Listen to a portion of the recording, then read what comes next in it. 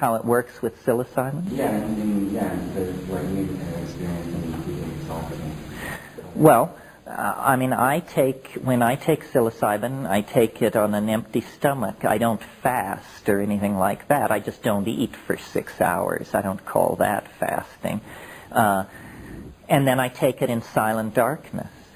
That's number one, very important. The next thing is weigh the dose.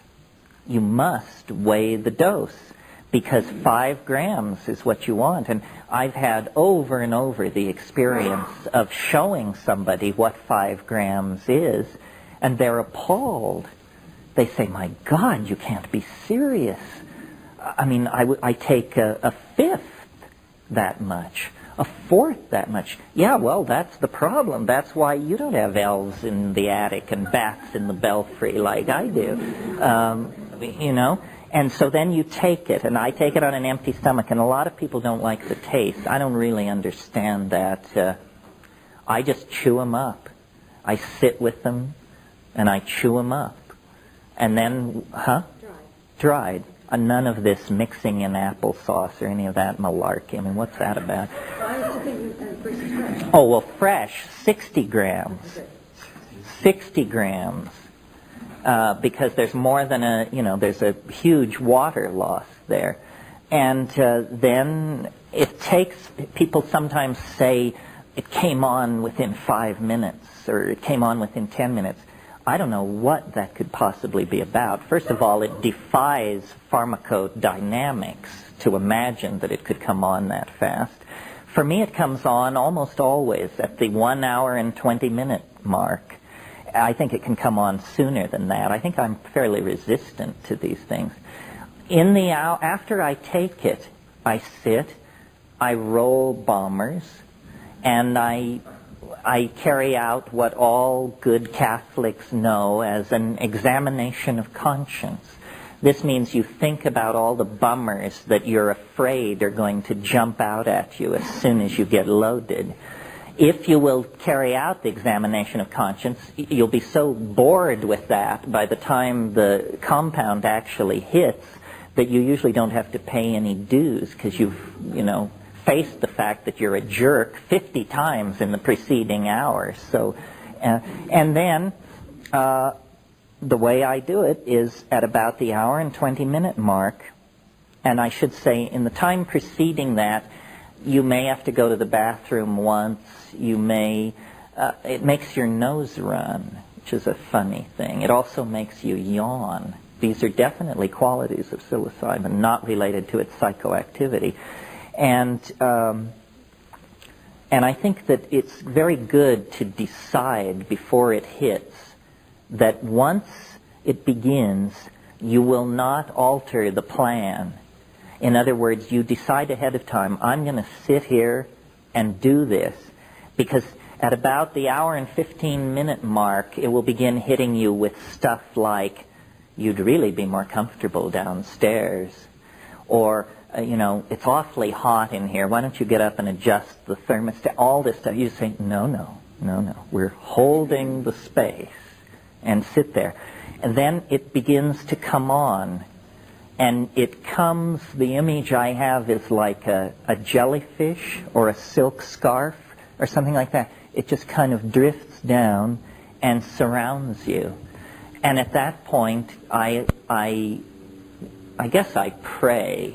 I say to it, I'm completely in your hands. Please don't hurt me. I'm yours. I'm completely committed. I've held nothing back, so don't burn me, please. And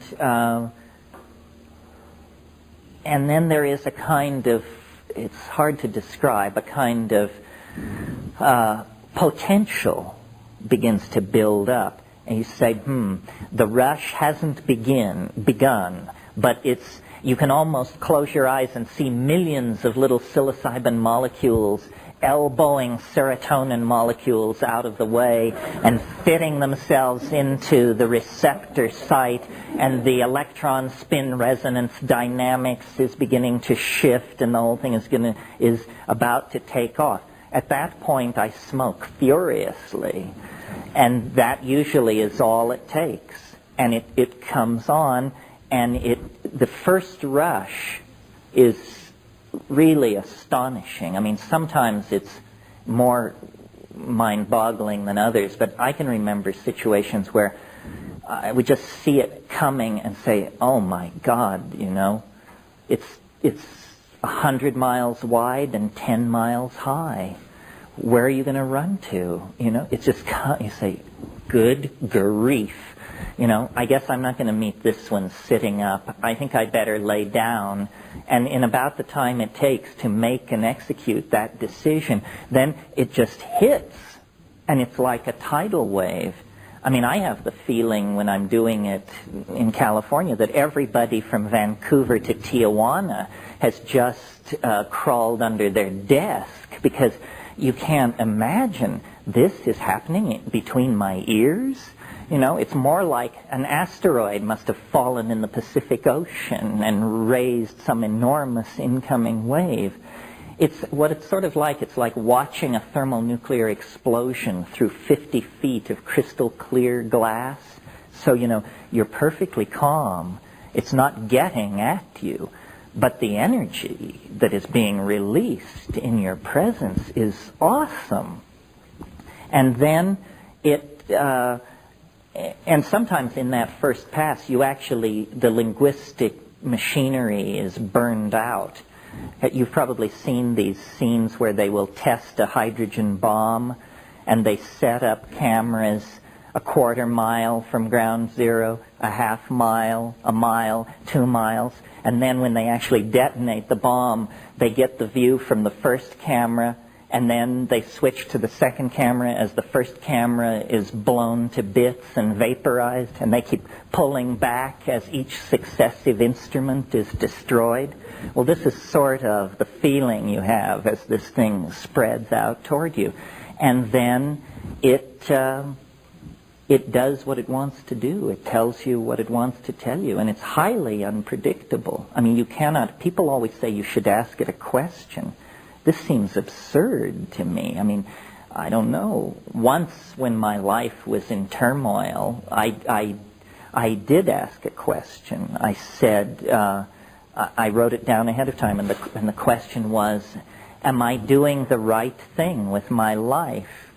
And then when I got in there and I posed the question, and the answer came back instantly. It was a rip-off from Lyndon Johnson. It said, what kind of a chicken shit question is that to ask me? I said, oh, sorry, didn't mean to presume, you know. Said, get your act together, and then we'll have a conversation. But if that's what you want to talk about, you should have taken MDMA.